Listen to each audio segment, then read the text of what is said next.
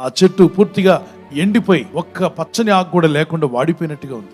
ఒక పువ్వు లేదు, ఒక ఫలం లేదు. మళ్ళీ అంటే స్థితిని ఎవరు బాగు చేస్తారు? గవర్నమెంట్ బాగు చేయగలదా? ఎవరు బాగు చేయలేరు.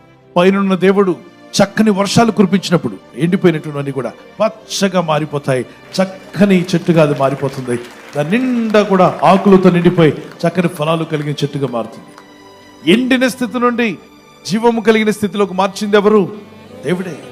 నీ స్థితి కూడా ఒకవేళ ఎండిపోయిన చెట్టు వలె ఉన్నట్లయితే, అన్ని విధాలుగా పాడైపోయింది నా జీవితం, పాడైపోయిన స్థలంలో ఉన్నట్టుగా ఉన్నాను, నా పరిస్థితి ఆ విధంగా ఉంది, నా కుటుంబ పరిస్థితి ఆ విధంగా ఉంది. కొందరు ఆర్థికంగా ఎండిపోతే మరి కొంతమంది ఆరోగ్యంలో ఎండిపోయారు. ఈ వాగ్దానం ఎత్తి ప్రార్థించండి. ప్రభా, పాడైపోయిన స్థలంలో ఉన్న వారిని బాగు చేస్తాన్నావుగా తండ్రి. నువ్వు ప్రార్థించు. God is the one who restores your life. God can restore your financial matters. God can restore your family matters. God can restore anything that is ruined.